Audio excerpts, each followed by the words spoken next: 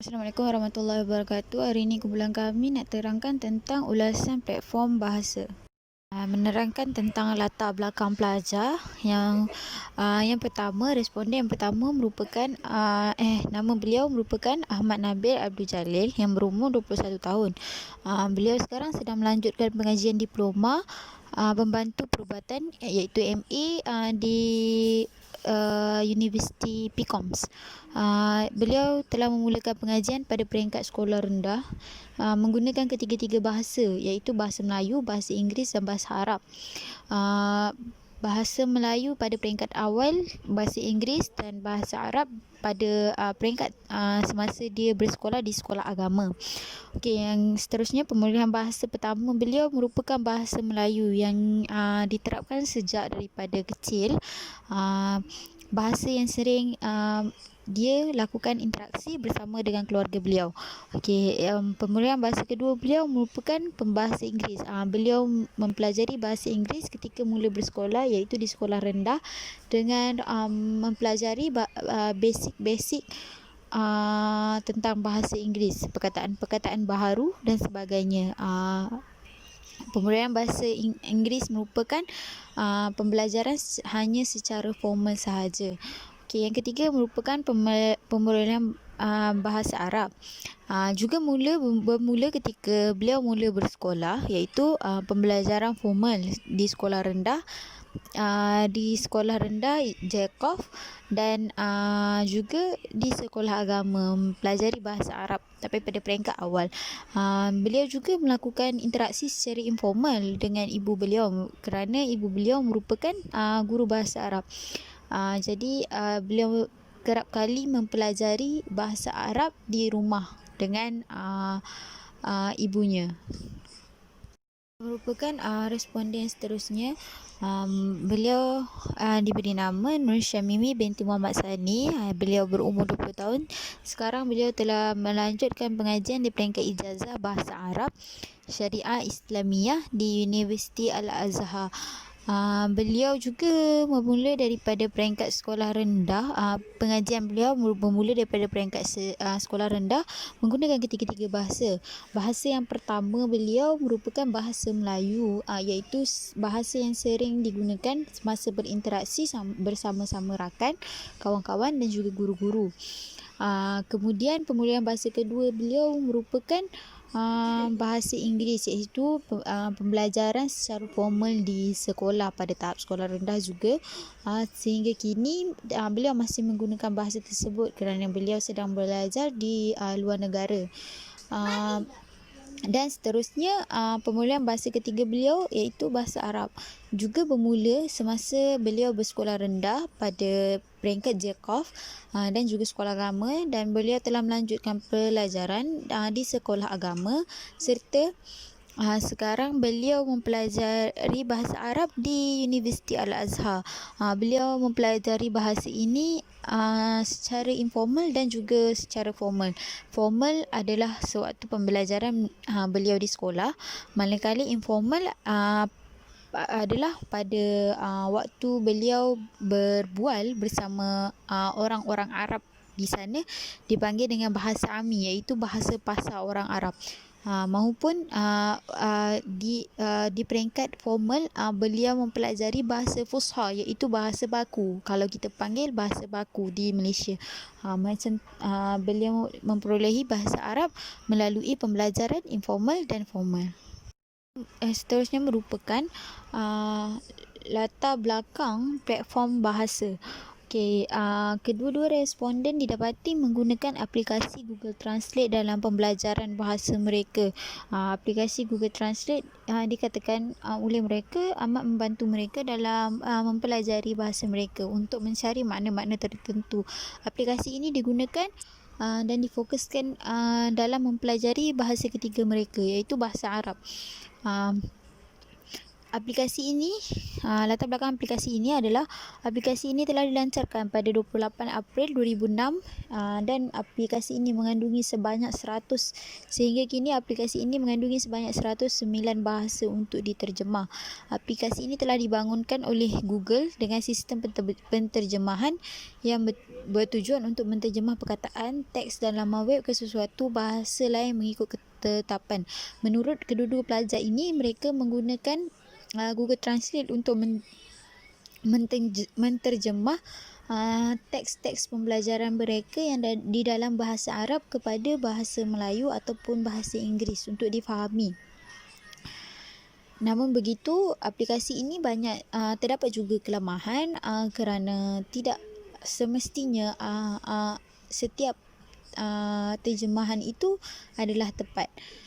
Seterusnya, kita akan lihat ke teori berkaitan kajian ini yang akan diterangkan oleh peserta lain.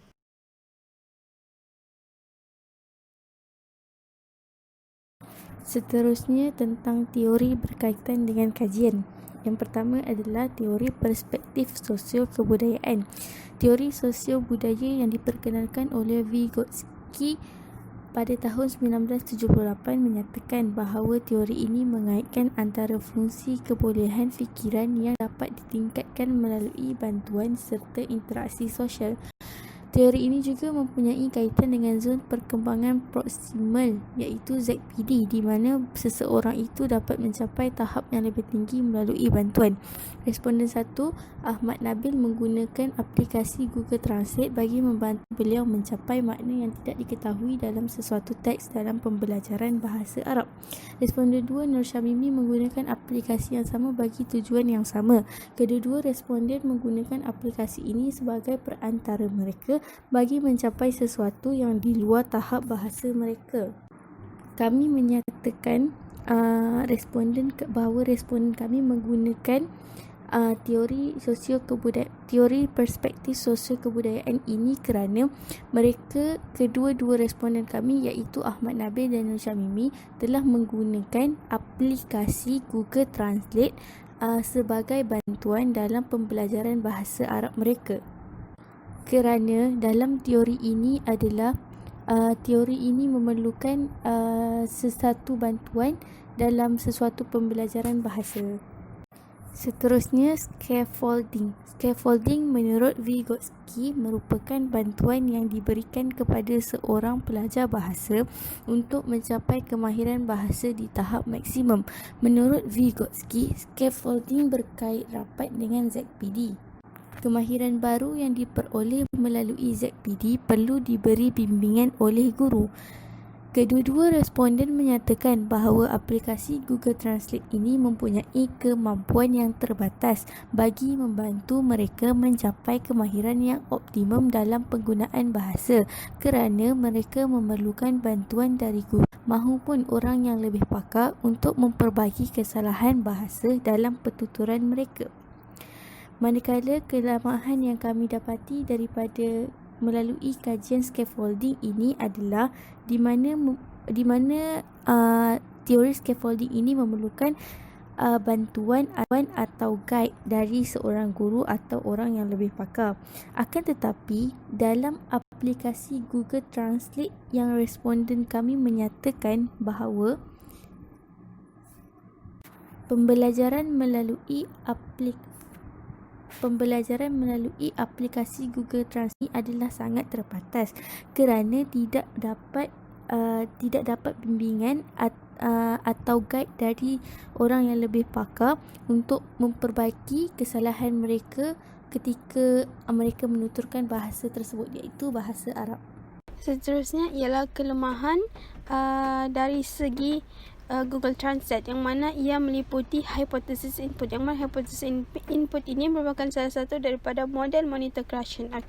Hypothesis input ini dia diperkenalkan oleh Krashen yang mana beliau menyatakan bahawa bahasa itu diperolehi dengan memahami maklumat yang diterima sama ada melalui pembacaan atau pendengaran. Krashen juga menyatakan bahawa pemahaman terhadap maklumat adalah satu proses memahami bahasa yang didengar atau dibaca yang mana mana ia dirumuskan sebagai kemampuan yang sekarang plus dengan satu peringkat di atas kemampuan sebelumnya. Okey. Responden pertama iaitu Ahmad Nabil, yang mana beliau menggunakan aplikasi Google Translate ini untuk mencari makna perkataan yang beliau tidak fahami dalam pembelajaran bahasa beliau, yang mana makna perkataan yang tidak difahami ini merupakan input yang tidak difahami, dan input yang akan diterima itu merupakan input satu peringkat lebih tinggi daripada pengetahuan beliau yang ada. Jadi dapat disimpulkan bahawa hipotesis input ini dapat dikaitkan dengan teori yang dapat semasa responden pertama menggunakan aplikasi Google Translate ini dalam pembelajaran bahasa beliau. Okey, seterusnya ialah pengubahsuaian input, yang mana pengubahsuaian input ini merupakan salah satu daripada kekurangan yang dapat dilihat di dalam aplikasi yang telah digunakan oleh kedua-dua responden, yang mana kedua-dua responden telah mengatakan bahawa aplikasi Google Translate ini kurang membantu mereka dalam melakukan pengubahsuaian maklumat yang diperoleh. Contohnya Nabil. Okey, Nabil beliau mengatakan bahawa beliau tidak dapat menggunakan perkataan yang diperolehi dalam pembentukan ayat. Okey, kerana di dalam Google Translate ini aplikasi ini hanya menyediakan kemudahan terjemahan kepada bahasa lain. Contohnya, beliau menterjemah daripada bahasa Arab kepada bahasa Melayu tanpa beliau mengetahui maklumat seperti tata bahasa, penggunaan perkataan tersebut dari segi tempat-tempat yang betul dan lain-lain. Okey, begitu juga Syamimi, dan beliau juga mengatakan bahawa kadang-kala makna yang diperolehi melalui aplikasi ini tidak begitu tepat, dan beliau perlu mengubah mengikut konteks pembacaan beliau agar input itu dapat difahami dengan jelas, di mana beliau tidak dapat secara automatiknya meniru secara buta-buta, yang mana beliau perlu mentafsir dulu perkataan terjemahan tersebut mengikut konteks pembacaan beliau agar beliau dapat faham input-input dengan lebih jelas. Teori behavioris. Teori ini menyatakan bahawa pembelajaran bahasa berlaku apabila terdapat rangsangan ketika mempelajari bahasa, sama ada rangsangan negatif maupun rangsangan positif yang diberikan oleh satu pihak yang lain. Teori ini juga berlaku secara peniruan dan penghafalan. Maksudnya kat sini kita hafal atau tiru apa je yang seseorang tu bagi, sama ada positif atau negatif, kita hafal je. Okey. Teori behavioris ni dapat dilihat apabila kedua-dua responden menyatakan sekiranya mereka menemui perkataan yang tidak difahami dan mereka menggunakan aplikasi Google Translate untuk mencari makna.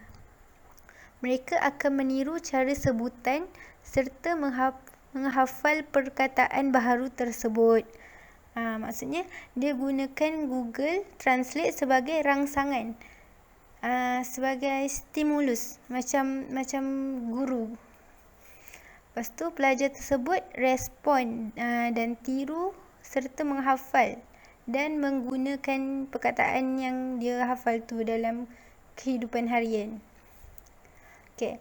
Kedua-dua responden menggunakan teori behavioris dalam pembelajaran bahasa mereka. Kelemahan aplikasi ini dapat dilihat dari sudut pandang linguistik adalah kedua-dua responden hanya boleh melakukan amalan peniruan dan penghafalan, namun mereka tidak dapat melakukan interaksi dan peluang untuk mengembangkan kemahiran bahasa.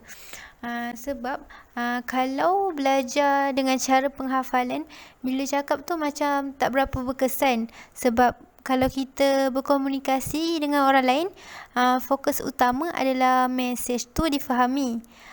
Behavioris ni dia fokus pada ketepatan bahasa. Dia macam mengabaikan kefasihan. Macam tu. Kedua, dua responden tidak dapat mengembangkan bahasa kerana aplikasi ini, iaitu aplikasi Google Translate, tidak memberi peluang kepada responden untuk mereka memberi pendapat mereka terhadap bahasa yang digunakan. Menurut perspektif kognitif, pembelajaran bahasa dapat diperoleh dengan baik sekiranya responden diberi peluang untuk melakukan interaksi dua hala. Kognitif ni kan fokus kepada penggunaan bahasa dan bukan analisis bahasa. Pelajar dapat beri output yang asli, bukan semata-mata ikut atau tiru cikgu-cikgu macam tu atau orang-orang lain. Dia tak tiru, dia boleh beri output yang relevan dengan konteks pada masa tu.